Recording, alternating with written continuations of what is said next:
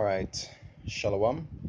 I'd like to give all praises, honor, and glory to Yahweh Ba'ashem, Yahweh Shai, double honors to the apostles, and others of great millstone and rule well, and salutations to the Akim around the world that pushes truth and sincerity.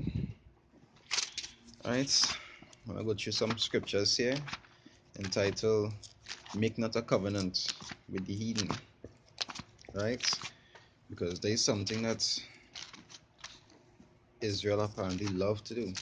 They used to do it all through history, and even today they still practice it, not understanding that its latter end is destruction. Right? So let me get down to it. So this is Romans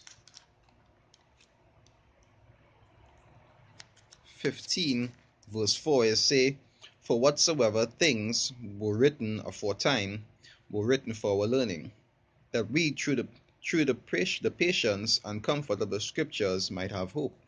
So like brothers just say, the scriptures is your guide to actually teach you right from wrong. You understand? And the experiences in the scriptures is what has helped you to learn and have a better idea of what not to do in this present time. You understand? All these things were put there as a guide to help us. Alright, now let me get Proverbs 3 verse 31. It say, "Envy thou not the oppressor, and choose none of his ways." You understand? The scripture also say, follow not the ways of the heathen, which is something that Israel loved to do. Israel always trying to follow the ways of the heathen nation, and it's always get them in trouble. It is always get them in trouble. Because even in Deuteronomy, we had a law that state that not to inquire after their gods, for it will be a snare unto you. That is something that Israel just never wanted to learn from.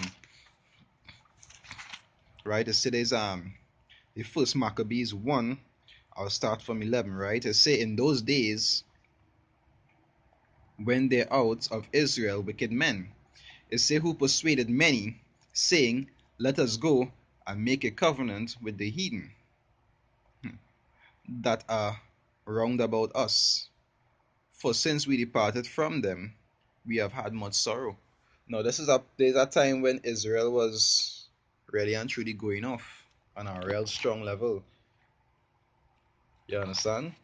There wasn't relying on the Most High to actually help them through problems and so forth. They was looking to the heathens for refuge and strength. And the scriptures always talk about it. They not only talk about it, they talk against it.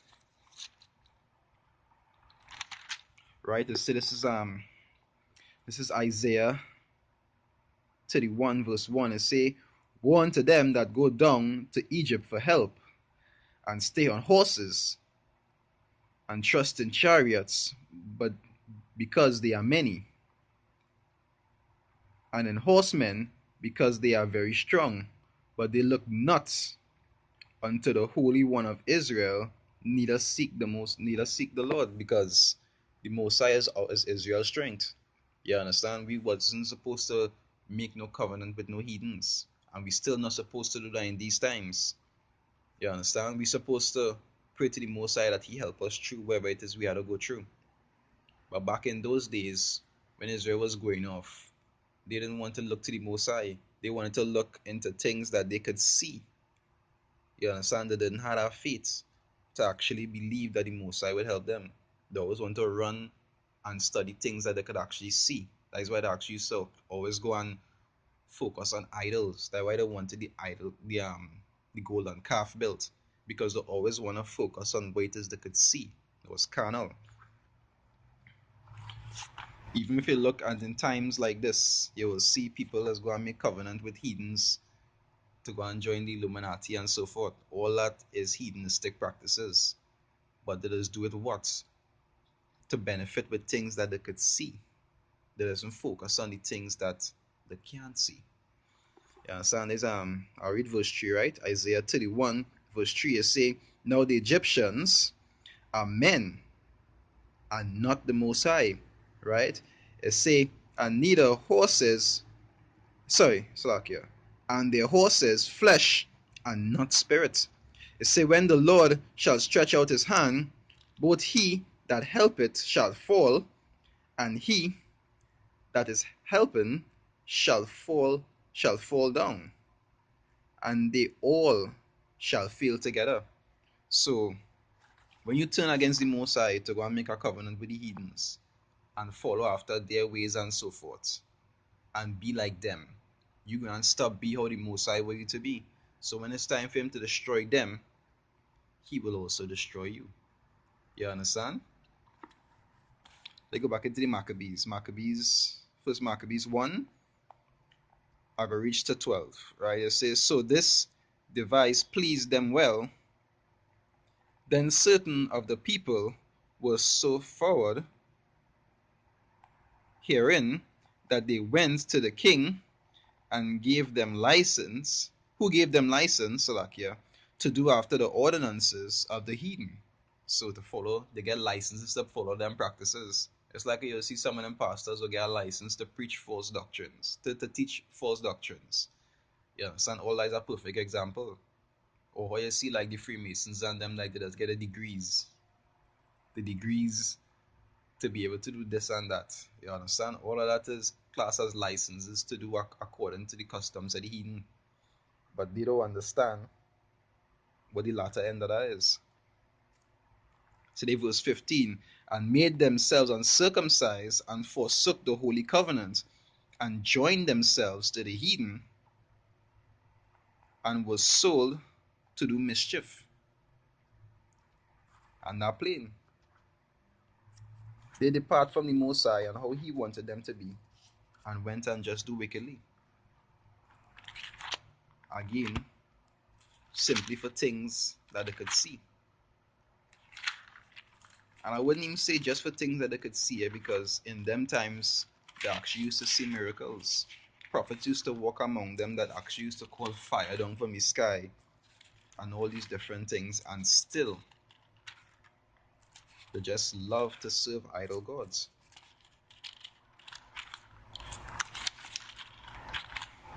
So this is Isaiah 13. Isaiah 13 verse 15, right? It say, every one that is found shall be thrust through, and every one that is joined unto them shall fall by the sword.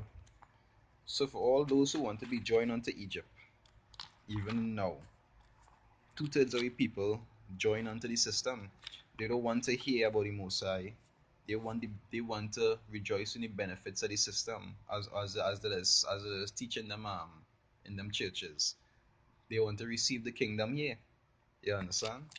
They're not looking forward to a kingdom that is to come. And there's something that was written for us to learn from, because they talk about it in many different places that, hey, they go have some that go be on that mindset. Some men go be joined onto the system, and they will try to inveigle you to be joined onto the system. You understand? Today's Acts 20, I'll start from 29. It says, for I know this, that after my departing shall grievous wolves enter in among you, not sparing the flock. It says also of your own selves shall men arise. See, also of your own selves shall men arise, speaking perverse things to draw away disciples after them. So you see, like how even some of the men back then in story of Maccabees, they try to inveigle the people to go and follow the customs of the heathen. They go on men even in these modern times who go want to be joined onto the system, and they will want you to go along with them. You understand? Usually you see the picture of the woman who looking like a devil, and she pulling your hand into the lake of fire. That's exactly how it does be. They'll be trying to draw you into that situation with them. But you know the scriptures say, if the blind lead the blind, they both shall fall in a ditch. That is the reason why the Most High gave us wisdom and He gave us these scriptures. You understand? So we could be able to see through the scriptures and the Spirit that, hey, that don't make no sense. No matter how hard it might appear in your eyes to actually make it to the end, the Most High will help you if you believe. But for them who lose faith and join to the system, they have their judgment to receive.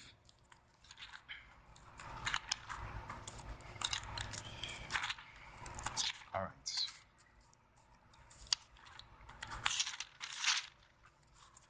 So this is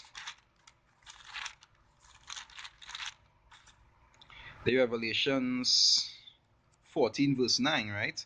Say, and the third angel followed them, saying with a loud voice, if any man worship the beast or his image, and the image goes back to the system. You understand? What a tie to, what does always want to seek physical benefits from instead of focusing on the spiritual benefits. Because the scriptures say a man cannot serve two masters. It is not possible. You cannot serve two masters, that is serving the Most High, Yahweh Hashem Yahushai, or you're serving the system. Now you can serve the Most High and be in the system, but you cannot serve the both of them. Like I say, you gotta know the difference. You gotta know that you're a servant of the Most High using the system, not a servant of the system using the Most High. You ought to know where you're for. Because the judgment for serving the system or joining to the system is death.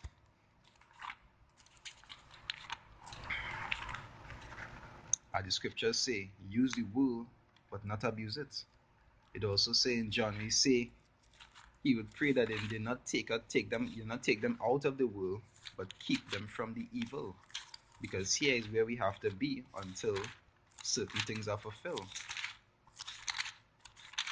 But you're not supposed to be a friend of the world. So I can find that really quick. Right, so there's James 4 verse 4. It say, ye adulterers and adulteresses, it say, know ye not that the friendship of the world is enmity with the Most High? Right? It say, whosoever therefore will be a friend of the world is the enemy of the Most High. So you cannot be a friend of the system. You living in the system, you might use the system because you have to live in it. But to be joined to the system is something you're not supposed to do, because the system is contrary to the Most High's order. Every other system other than the Most High is contrary. If you look at the Moabites, if you look at Rome, even if you go back to Babylon, none of them ever used to follow anything pertaining to the Most High. It was always something unclean or wicked. So you have no way that you could be able to please the both of them. You either please the Most High or you please the system. You could only be joined to one. You're living in this system, so there are certain things that you might be subjected to. But it's saying all things be circumspect. You understand? You're using the word, but not abusing it. You don't know, but you're not supposed to be joined onto the system. Alright? And with that, I'd like to give all praises, honor, and glory to Yahweh Hashem Yahushai, double honors the apostles, and elders of great millstone that rule well, and salutations to the Akim around the world that pushes truth in sincerity. Shalom.